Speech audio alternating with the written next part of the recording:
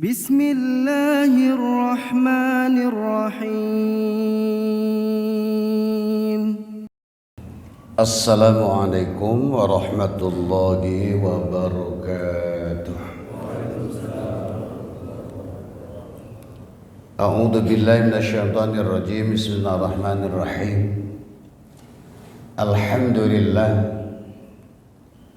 Alhamdulillahilladzi khalaqal insana min sulalatin min tin khalaqahu fi ahsani taqwim wa hadana ilal haqqi wa ila tariqim mustaqim dinan qiyaman millata Ibrahim wa ma kana minal musyrikin.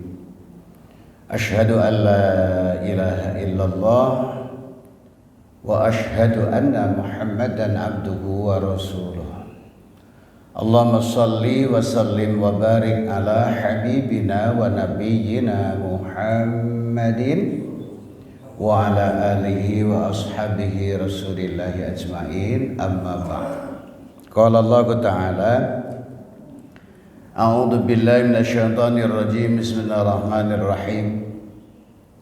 Ya ayyuhar rasul balligh ma unzila ilaika mir rabbik fa in lam taf'al fama ballaghta risalatah wallahu ya'simuka minan nas wallahu la yahdil qaumal kafirin.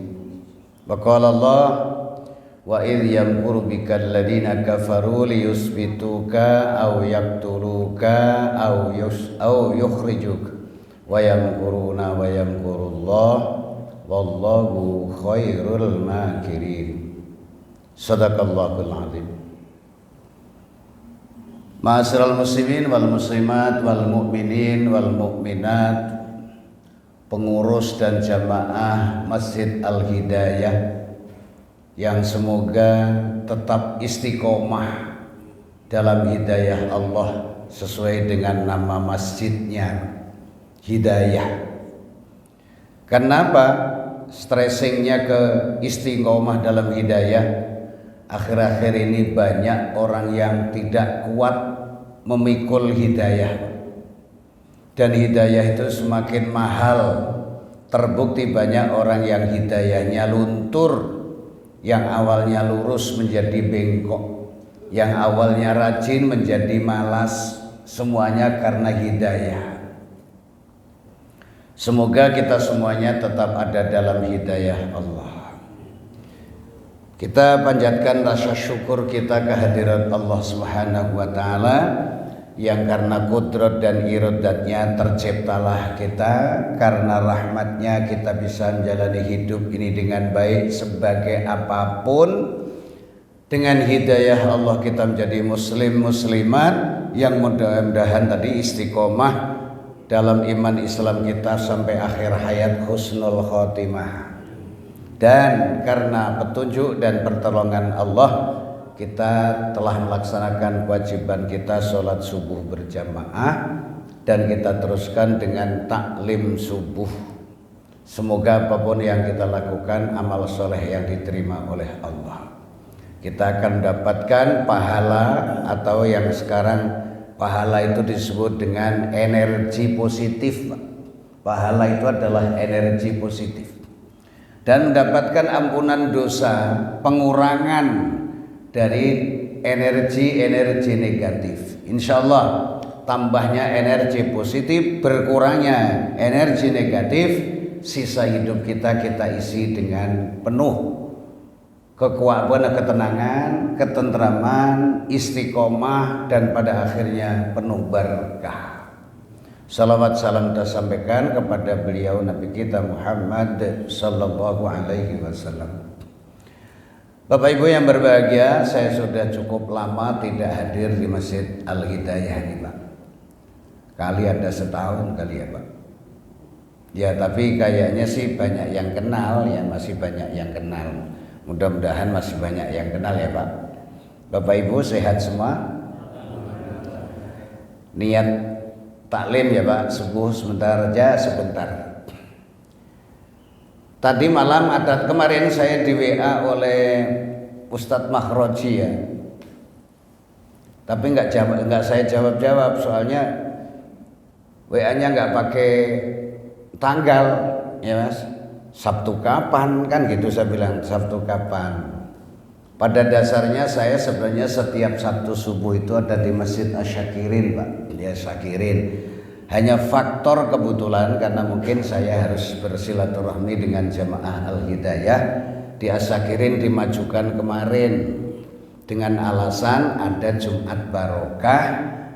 Saya nggak tahu, katanya kalau Jumat Barokah itu kalau Pak Ustadz Ali yang ada banyak yang bertahan ngaji. Ya udah, alhamdulillah. Jadi kesimpulannya mestinya saya di Asyakirin tapi sudah maju kemarin hari Jumat. Semoga silaturahmi pagi hari ini silaturahmi yang penuh berkah dan manfaat. Baik, yang ingin saya bicarakan sedikit adalah faktor-faktor pendukung dakwah. Tema ini saya berdasarkan referensinya adalah peristiwa hijrahnya Nabi Muhammad Sallallahu Alaihi Wasallam dari kota Makkah menuju kota Yasrib saat ini menjadi kota Madinah. Kenapa? Banyak orang yang bertanya, kenapa Nabi mesti hijrah ke Madinah? Jawabannya adalah, tadi saya bacakan surat Al-Maidah ayat 67. Ya ayyuhar rasul, wahai rasul. Rasul sebenarnya pada umumnya, rasul pada umumnya, tapi khususnya adalah Nabi kita Muhammad sallallahu alaihi wasallam. Rasul, Nabi kita dipanggil oleh Allah. Apa panggilannya? Baligh ma unzila ilaika mir rabbika.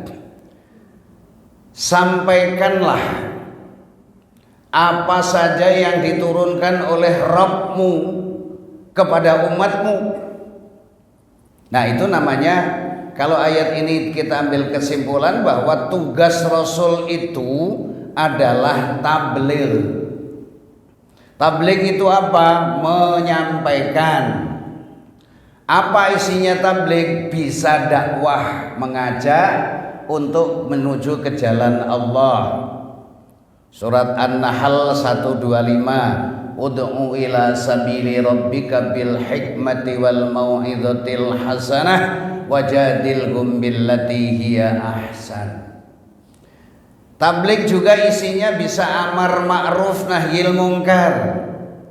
Surat Ali Imran 104 dan 110.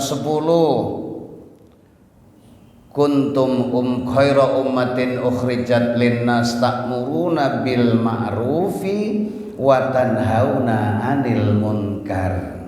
Jadi isinya Rasul itu diperintahkan oleh Allah menyampaikan apa yang diturunkan oleh Allah, dalam hal ini adalah wahyu Al-Quran, disampaikan kepada umatnya dalam bentuk dakwah, dalam bentuk amar ma'ruf nahi munkar, dan juga dalam bentuk satu lagi, tawasau bil haq, tawasau bis sabr.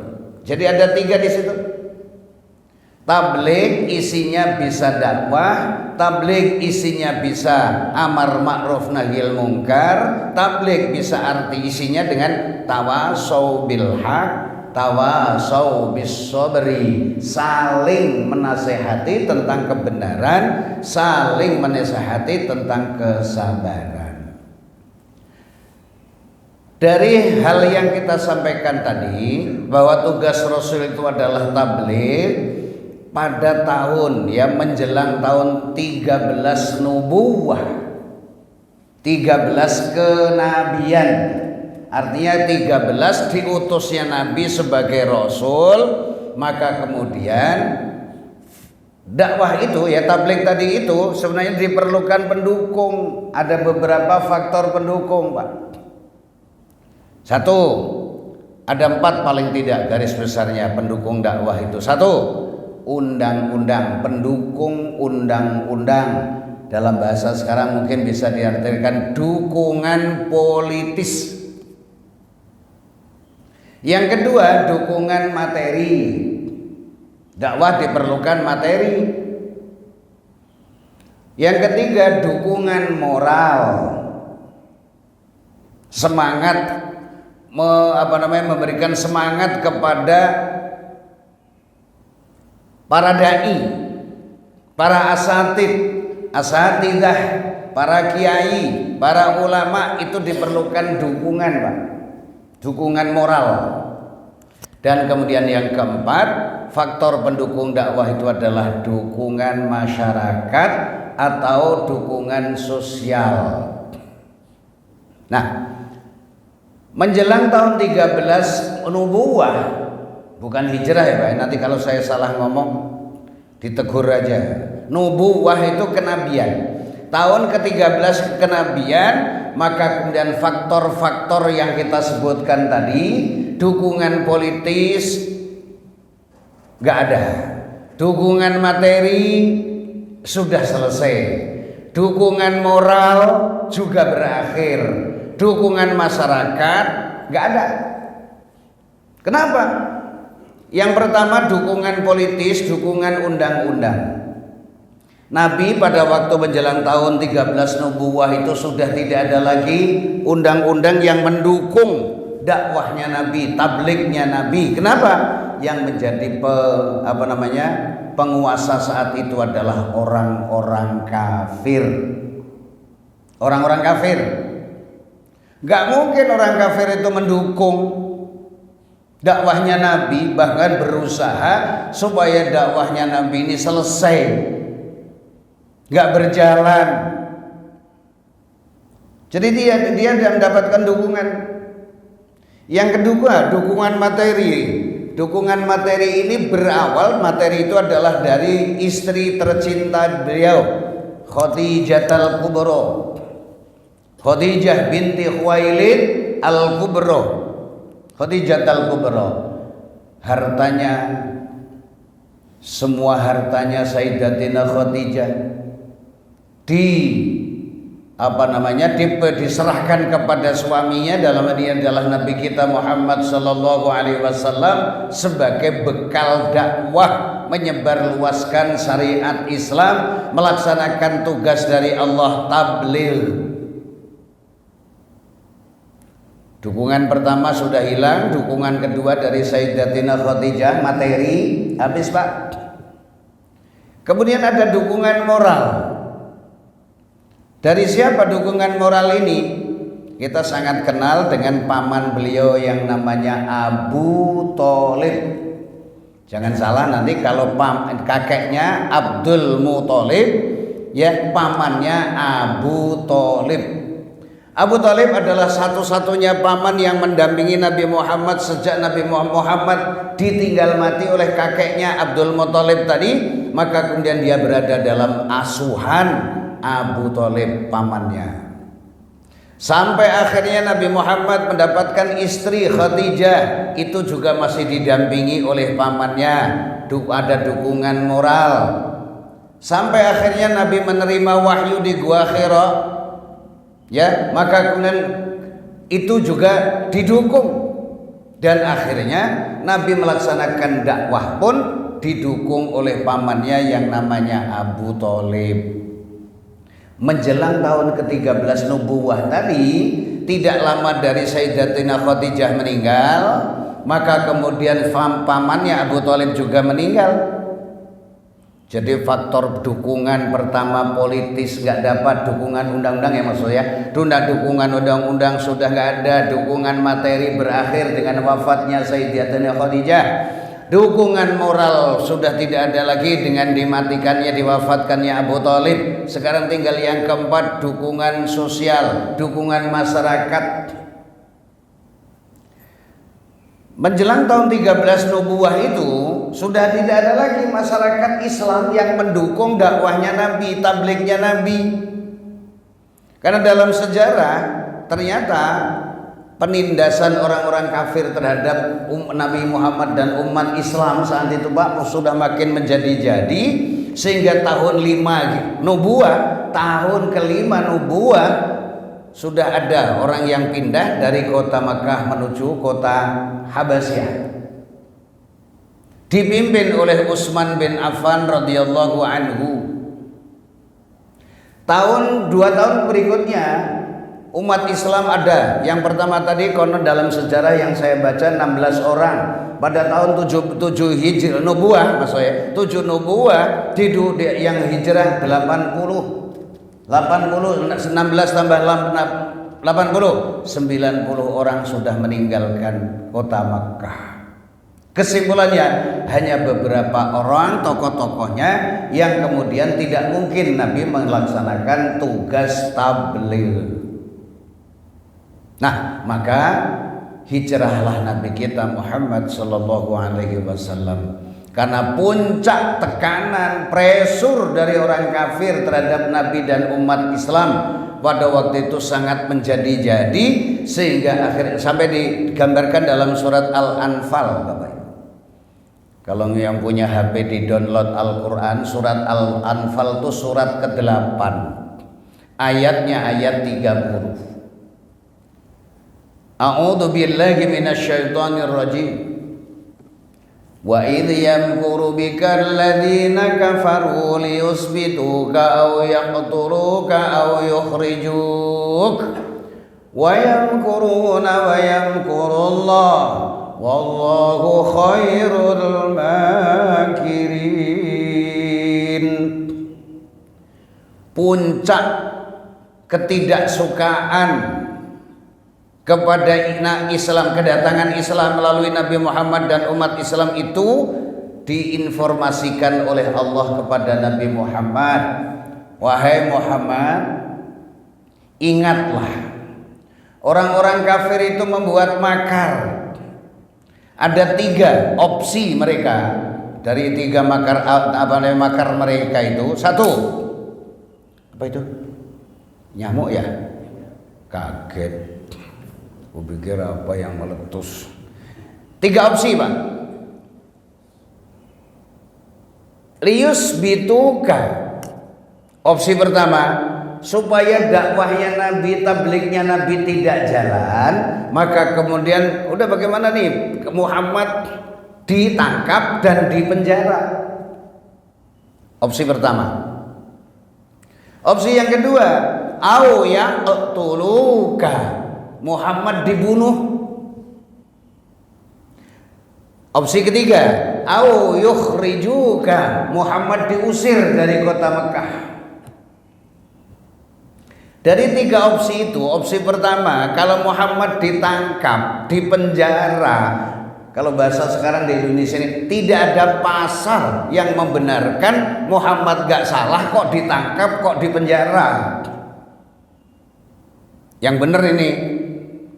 Kalau sekarang di sini ada orang yang nggak salah ditangkap di penjara, itu oknum, itu menyalahi aturan.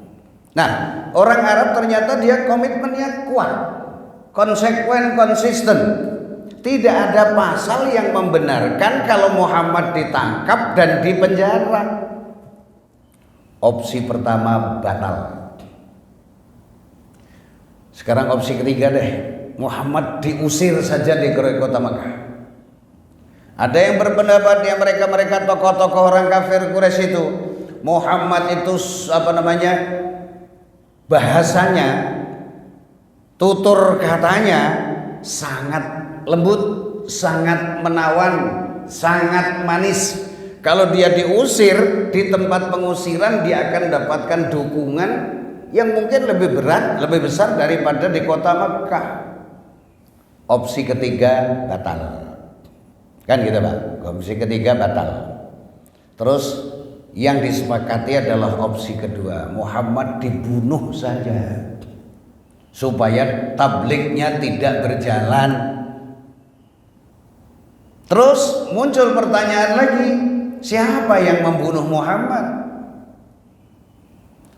Di Jazirah Arab, Pak. Nanti kalau yang ahli sejarah bisa dibaca. Di Jazirah Arab itu ada 360 suku. 360 suku. Nah, disepakati supaya tidak salah menyalahkan antara suku yang satu dengan suku yang lain yang membunuh Muhammad, maka kesimpulannya di setiap suku itu harus mengirimkan perwakilan.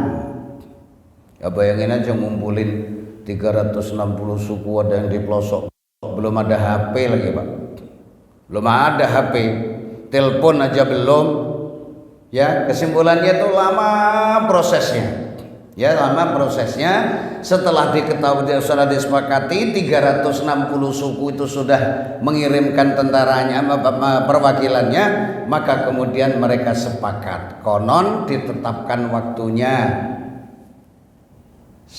malam 1 Muharram. Ya Pak, malam 1 Muharram mereka sudah harus mengepung rumah Nabi. Mengedik udah 360 orang itu sudah semangat menggebu-gebu untuk membunuh Muhammad gitu kalau mereka, membunuh Nabi kita Muhammad sallallahu alaihi wasallam. Qadarullah, ternyata Nabi Muhammad sampai para perwakilan suku itu sudah hadir, Nabi Muhammad masih ada di rumah. Wa makaru wa makarallah, mereka membuat makar, Allah juga bisa membuat makar. Makar itu bahasa Arab Pak, rekayasa. Apalagi Pak selain rekayasa? Aduh, ngantuk ya? Tipu daya kan gitu, rekayasa, tipu daya. Ada lagi barangkali supaya nggak ngantuk? Resi budaya, rekayasa, ya pokoknya gitu deh. Wallahu khairul makirin, dan makar Allah itu lebih baik daripada makar-makar orang-orang kafir itu. Terbukti, sekarang dibuktikan 360 pasang mata sudah mengepung rumah Nabi. Rumah Nabi itu kalau dibandingkan dengan Masjid Al-Hidayah, mungkin untuk ibu-ibu itu Bu yang di sket. Segitu dah rumah Nabi. Kalau yang pernah haji, ya pernah haji, tuh Mas Kasiat.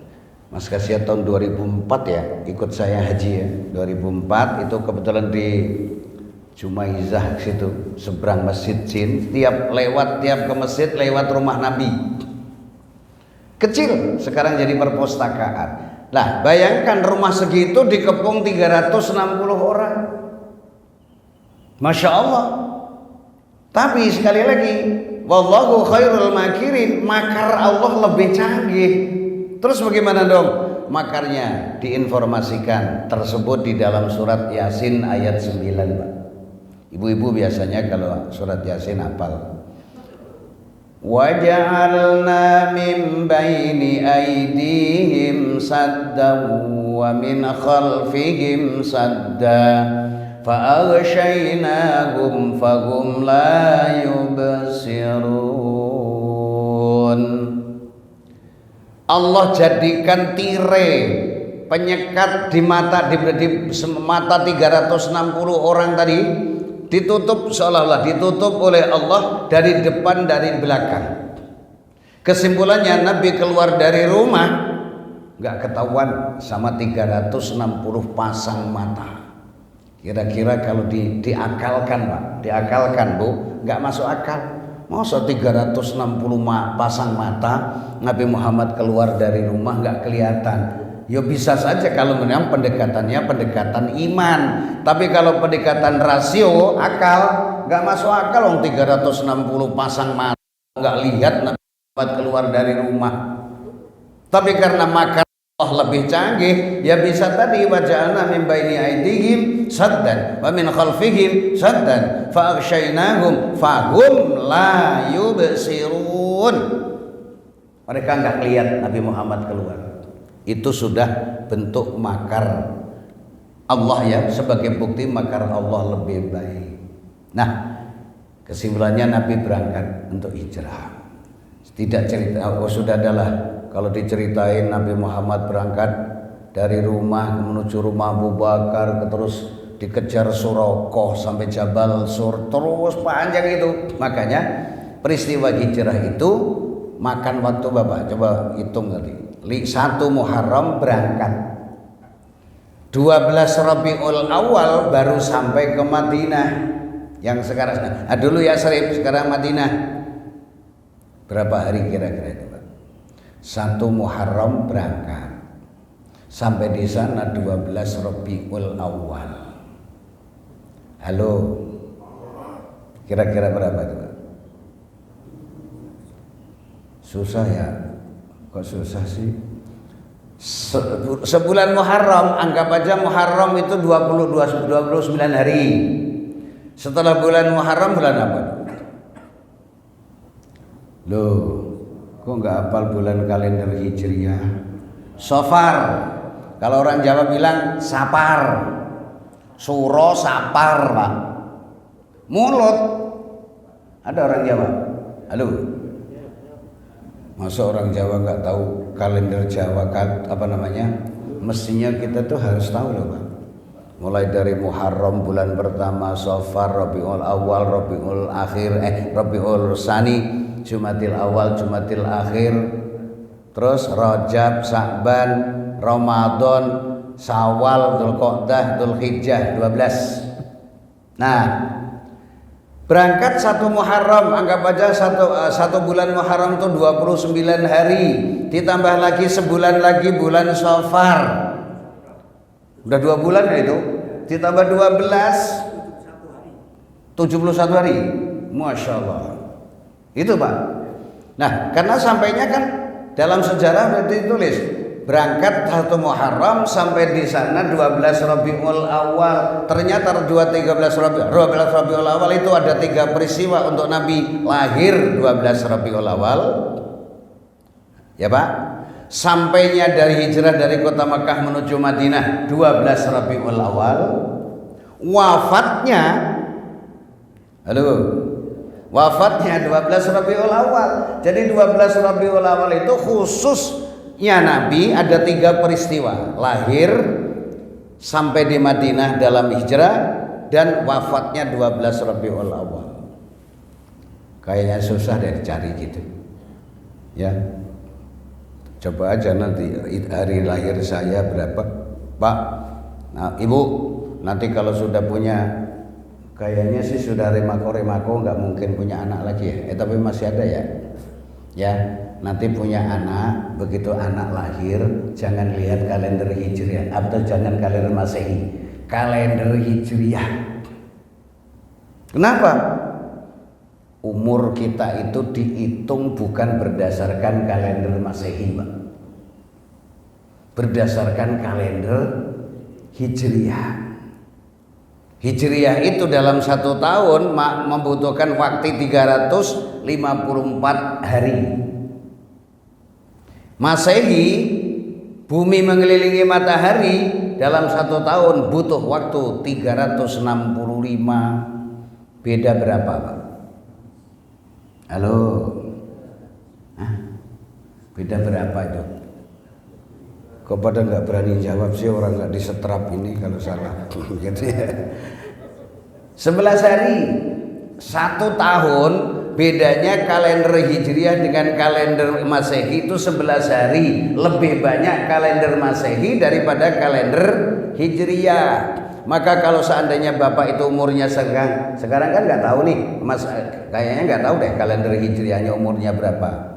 Nanti sampai rumah umur saya berapa Masehi nih, misalnya Pak, ada nggak yang 75 Pak? Halo, udah ada yang 75? Nggak ngaku juga. Bapak berapa? 75 juga? Alhamdulillah 75. Nanti tambah Pak umur Bapak 11 kali 75. Kenapa 11? Bedanya tadi itu loh, kalender Masehi lebih banyak, kalender Hijriah beda 11. Umur kita dihitung berdasarkan kalender Hijriah. Maka kalau Bapak sudah 75, kayaknya sudah tambah 2 tahun lebih deh Pak. Berarti kalau udah 75 itu udah 77 lebih kalender Hijriah. Gitu. Udah nanti dulu, udah ya. Kita jadi pokoknya itu aja dulu, pegangin dulu.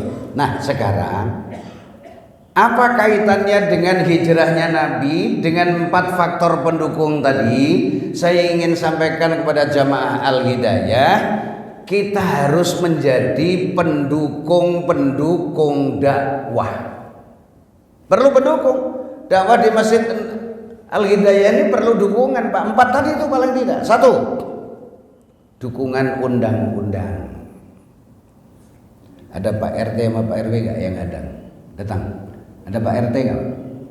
Aduh, Pak RT ada gak? Pak RW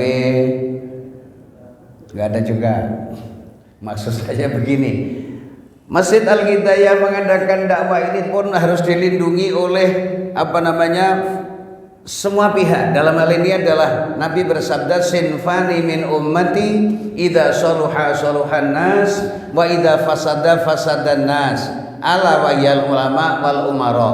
Ada 2 kelompok dari umatku yang apabila dua kelompok ini bekerja sama dengan baik, manusia akan menjadi baik karena 2 kelompok ini. Kalau dua-duanya buruk, kerjasamanya buruk, kondisinya, komunikasinya, hancur manusia karena 2 kelompok itu. Siapa? Al ulama wal umaro, para ulama dan para umaro. Anggap aja di lingkungan bambu apa Pak ini? Bambu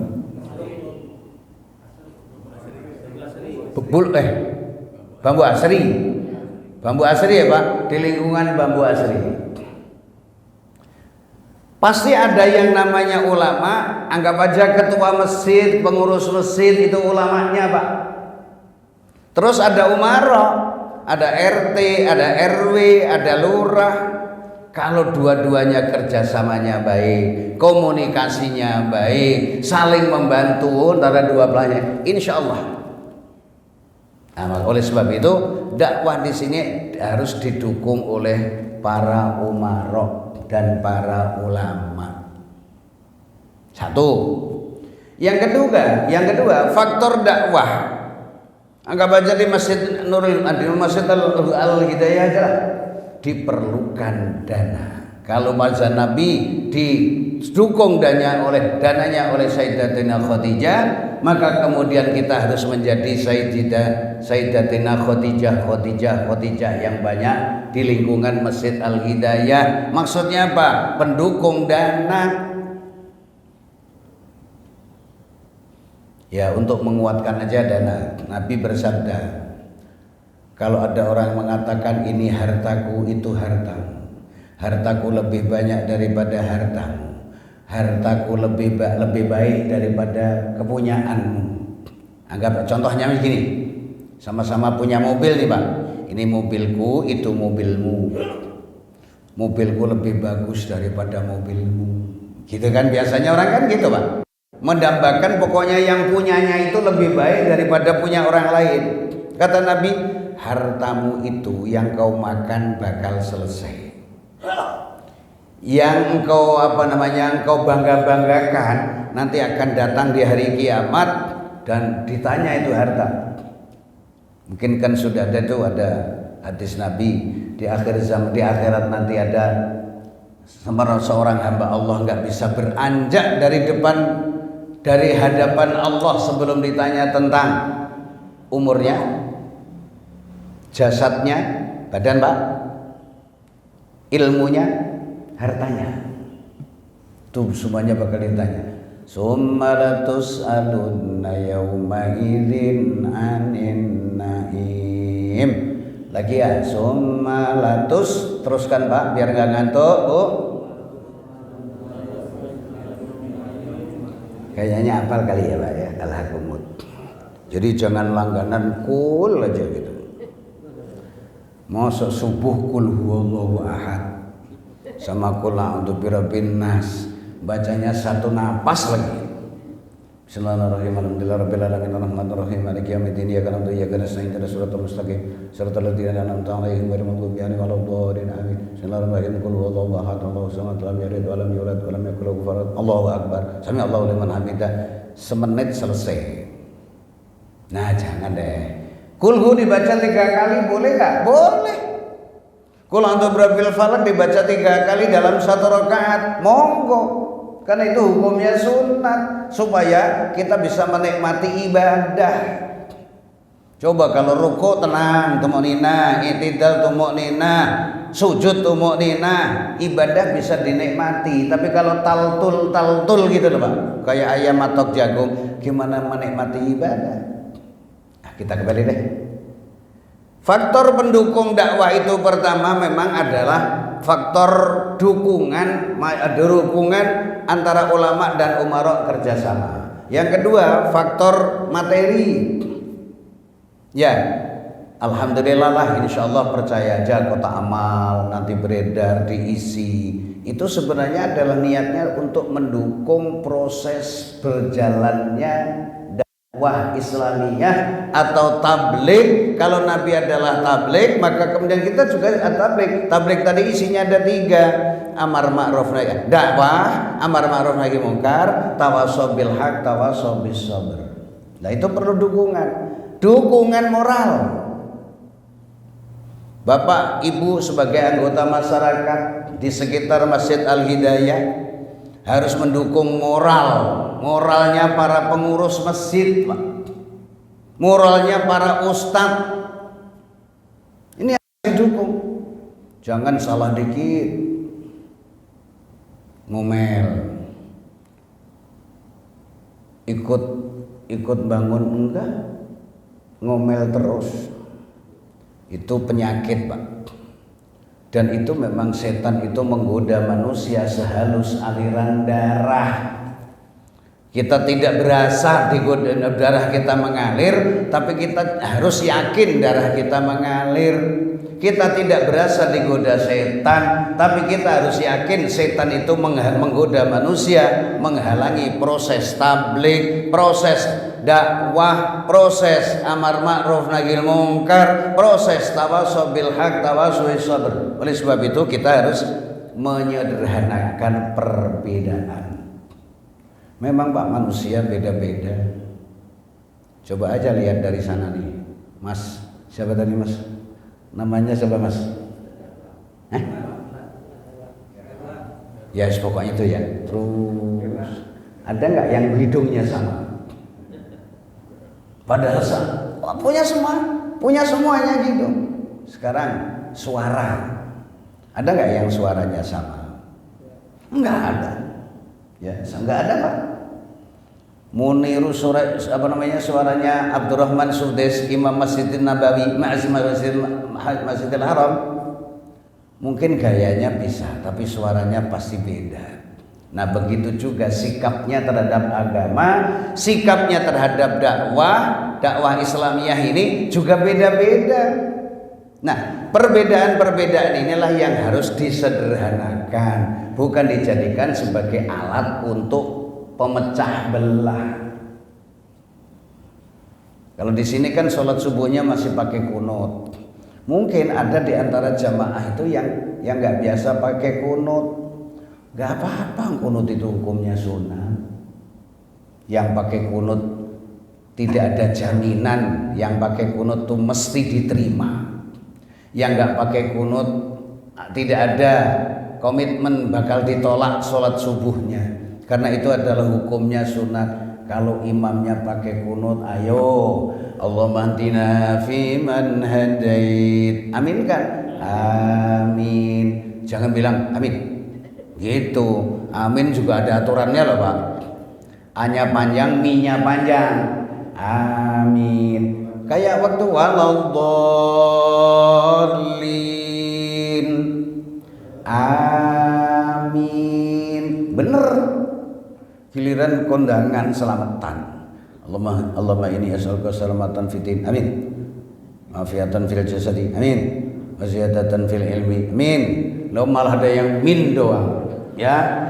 Mestinya A-nya panjang, mi-nya panjang persis ketika kita makmum sholat, imamnya baca waladhdallin. Amin. Sebenarnya makmumnya harus semangat juga. Jangan yang semangat imamnya aja. Imamnya semangat ya. Waladhdallin.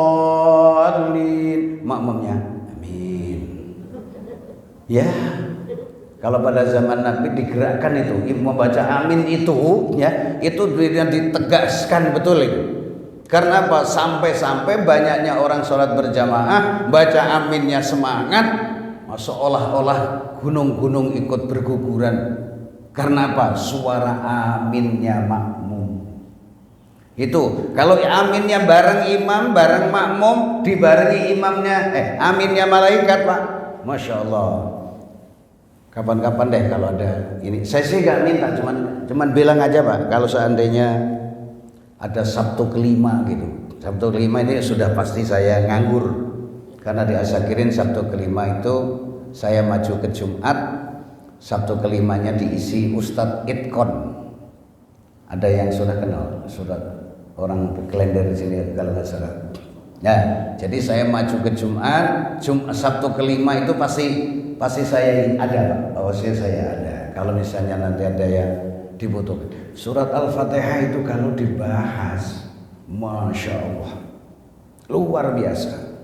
Bapak Ibu nggak usah ngaji panjang-panjang. Al-Fatihah aja dalami dulu. Insya Allah. Terus tadi ya Pak, faktor dakwah itu faktor undang-undang. Pak RT, Pak RW, Pak Lurah, Pak Camat memberikan dukungan semangat dakwah. Makanya harus ada pendekatan ini, Pak Hayat, Pak Kasihan. Ya, pendekatan pada umaro itu penting. Jadi ulama dan umaro harus kerjasama. Faktor materi, kita harus orang-orang menjadi orang-orang yang menyisihkan sebagian harta di jalan Allah, khususnya untuk sarana tabligh, dakwah, amar ma'ruf nahi mungkar, tawasau bil haq, tawasau bis sabr. Faktor yang keempat, faktor sosial tadi, masyarakat. Dakwah itu akan berjalan dengan dukungan undang-undang, dengan dukungan materi, dengan dukungan moral, dan kemudian dengan dukungan masyarakat. Insya Allah Bapak Ibu yang masih bertahan. Tadi kan yang sholat itu kan lebih dari 2 saf kan. Seandainya dengerin ngaji semua, ramai itu, semangat Pak. Tapi kan pada pulang, mau nonton bola kali. Ya mau nonton bola. Yang namanya manusia kan hobinya beda-beda Pak. Termasuk saya juga seneng nonton bola loh. Tadi nonton saya Mesir sama apa tadi? Mesir sama Australia. Diperpanjang lagi. Adu penalti lagi Pak. Untung Mesir menang. Ya akhirnya Mesir yang lolos nih. Australia gugur. Sekarang sedang Argentina lawan siapa gitu. Ya kita teruskan. Jadi kesimpulannya kaitannya dengan faktor pendukung dakwah itu, bahwa dakwah akan berjalan dengan baik, tabligh berjalan dengan baik, semuanya amar ma'ruf nahi mungkar dengan baik. Faktor pendukungnya harus 4 ini harus kita semuanya jadi kita sederhanakan perbedaan pendapat. Yang tadi saya bilang kita punya hidung semuanya, tapi hidungnya nggak ada yang sama, wajar. Terus bagaimana fungsinya sekarang yang harus kita anggap itu adalah fungsinya. Insya Allah kalau kita manfaatkan fungsinya tidak ada masalah. Kadang-kadang ini orang suka menebarkan perpecahan sih. Kamu ngamal kok kayak gitu, gak ada pada zaman Nabi bid'ah itu. Lah kalau semuanya bid'ah, kalau nggak salah itu siapa itu Ustadz siapa yang terkenal di TV? Bapak Ibu tahu nggak? Al-Quran itu dibukukan itu pada zaman Nabi apa zaman sahabat? Halo? Sahabat. Bahkan nama zaman Nabi supaya terpisah antara firman Allah dalam Al-Quran dan firman Allah dalam hadis qudsi, firman Allah yang ada di dalam hadis ya itu dibedakan. Terjadinya kan ya gitu. Kenapa harus ada tahun hijrah? Umar terima surat nggak pakai tanggal. Loh ini surat lama apa surat baru? Nah gitu loh Pak, makanya baru ada, kalau gitu kita harus punya kalender yang diputuskan adalah kalender Hijriyah. Kayak tadi tuh Mas Mahroji ya, WA saya, Ustadz kalau tidak ada benturan dengan jadwal yang lain, mohon untuk bisa mengisi kajian di Masjid Al-Hidayah. Tapi nggak pakai tanggal Pak. Sabtu kapan? Baru dijawab, Sabtu besok Pak, tanggal 4. Gitu baru, ya kalau sudah ada tanggalnya, ada bulannya kan enak. Ya gitu. Jadi Bapak Ibu yang berbahagia, jadi ini yang yang saya maksudkan faktor-faktor pendukung dakwah itu di Masjid Al-Hidayah ini pun dilaksanakannya tabligh, dilaksanakan dakwah, dilaksanakan amar ma'ruf nahi mungkar, dilaksanakannya tawasau bil haq, tawasau bis sabr. Diperlukan faktor pendukung tadi semuanya, antara pengurus masjid dengan para umarok setempat ini harus ada kerjasama. Terus yang kedua faktor materi tadi.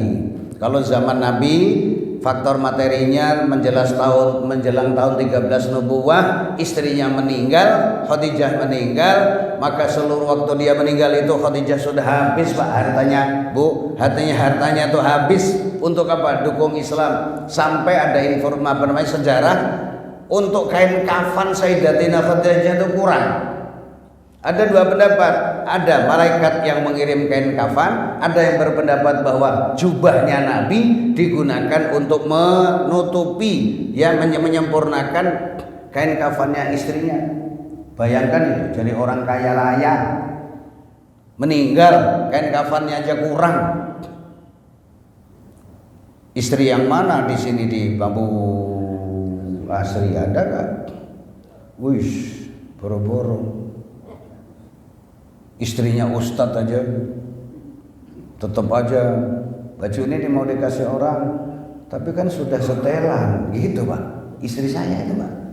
Padahal sebenarnya saya maunya, ya Allah, orang terbanyak buat baju Pondok Bambu kali saya Pak. Ya bayangin aja saya haji tahun 93 berangkat, terus setiap haji 2 seragam. Kalau 29 kali 2 aja udah berapa? Belum lagi ditambah lagi kalau jadi panitia nganten, panitia pengantin dikirimin baju. Terus jadi pokoknya baju semua. Belum lagi jamaah, Pak. Jamaah itu juga pilihin baju. Kemarin saya dikirimin baju gamis, belum saya pakai. Gara-gara saya ulang tahun Pak kemarin hari Jumat tanggal 11 itu, 11 Muharram, tapi udah Jumat yang lalu, bukan Jumat kemarin. Ditulislah sama anak Asakirin situ, selamat milad Ustadz kami gitu. Nah terus ya Allah, ulang tahun kok seminggu nggak selesai Pak, dipestakan sama ibu-ibu. Ya usia saya lahir tahun 1376 Hijrah. Iya betul. Ya 11 Muharram 1376. Nah sekarang kan Jumat kemarin itu yang dulu itu 11 Muharram 1448. Berarti bisa dihitung itu umur saya berapa kira-kira gitu ya. Alhamdulillah berkah, walaupun sudah tua suaranya masih kencang. Ya barangkali ini yang bisa saya sampaikan Bapak Ibu untuk memenuhi apa yang diminta oleh Ustadz Mahroji untuk mengisi taklim subuh ini. Saya tidak bermaksud meminta, tapi untuk kalau seandainya ada Sabtu kelima itu kalau misalnya dibutuhkan saya ada, karena mestinya di Asakirin Sabtu kelima diganti oleh Ustadz Itkon, saya maju ke Jumat. Nah gitu, jadi begitulah. Mungkin itu ada yang komentar nggak Pak? Tanya gitu, pas ya. Ayo Pak. Waalaikumsalam warahmatullahi wabarakatuh.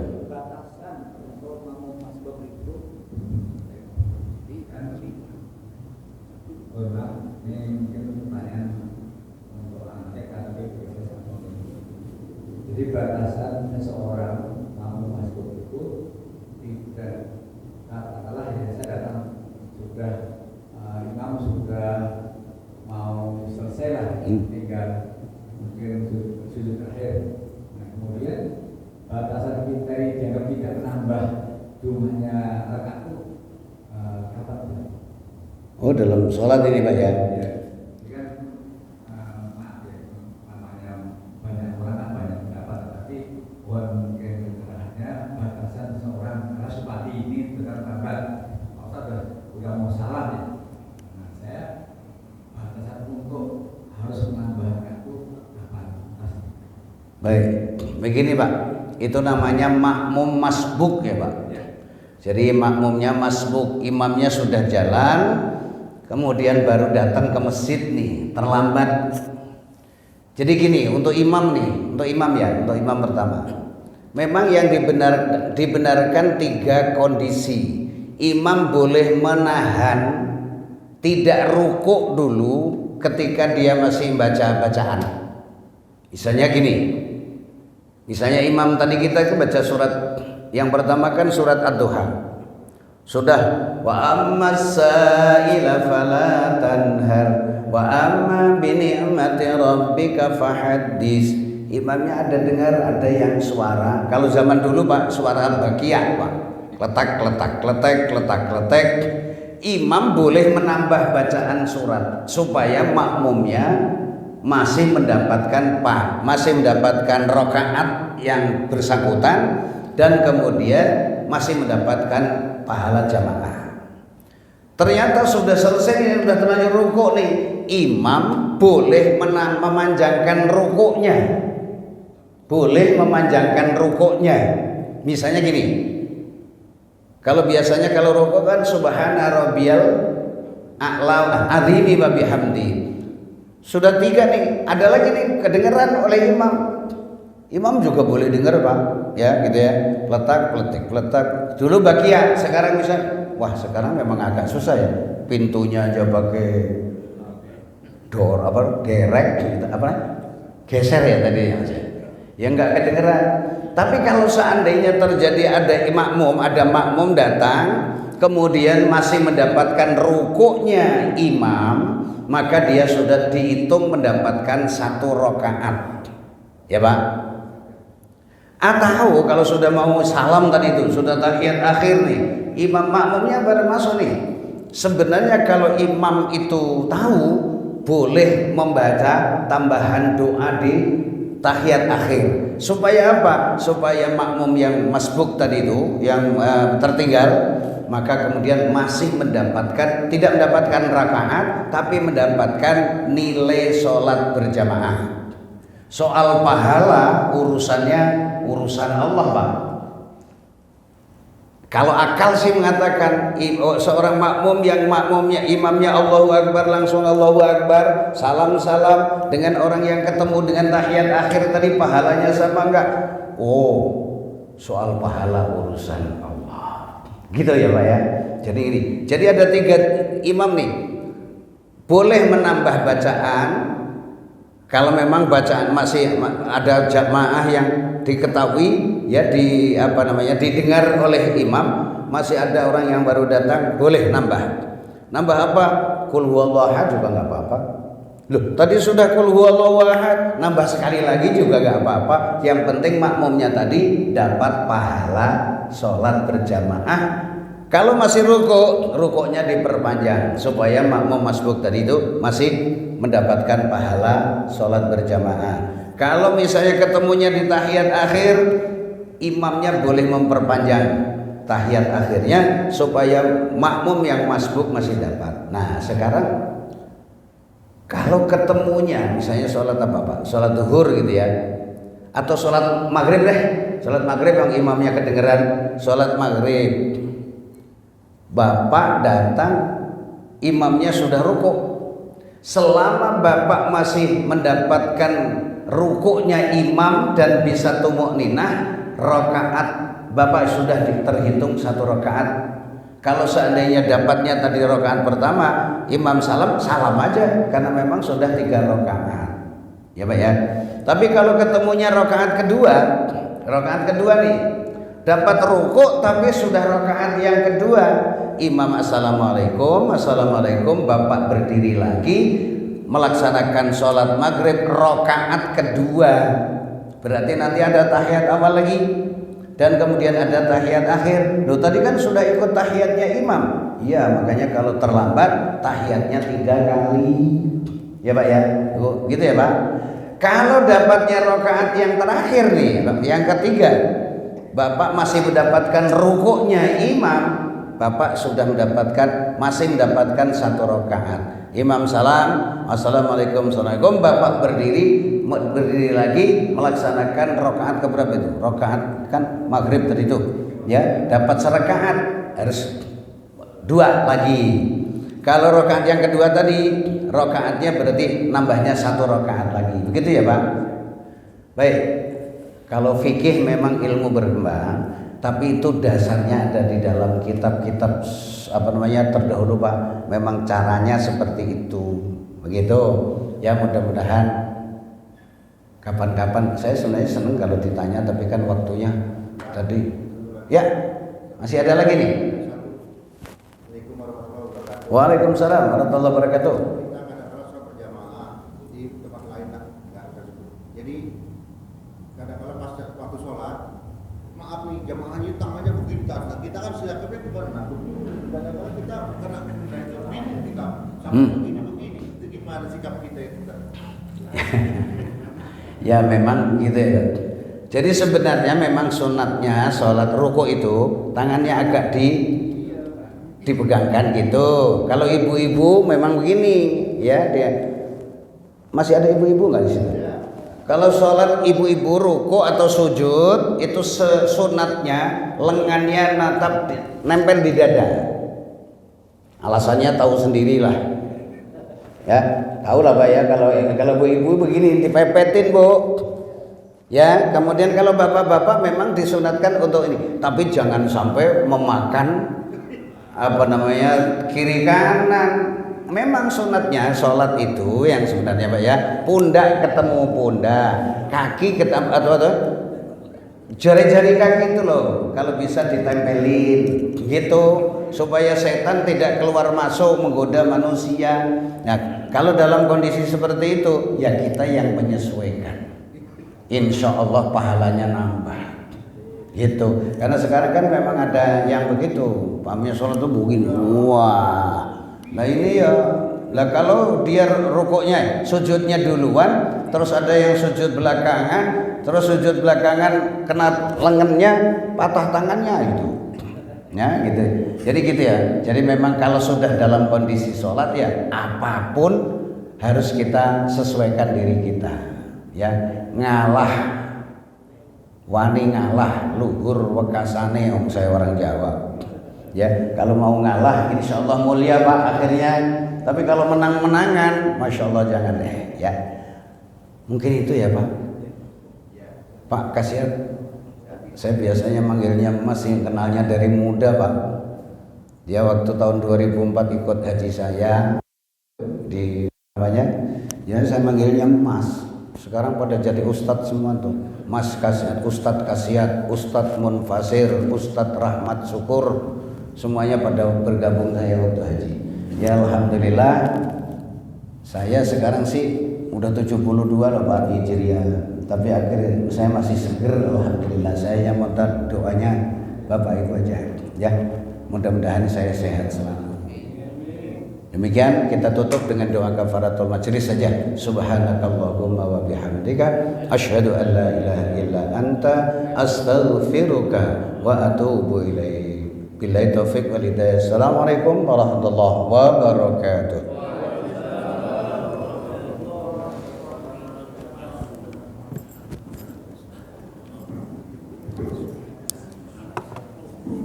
Ntar dulu. Oh, mari Pak. فبأي آلاء ربكما تكذبان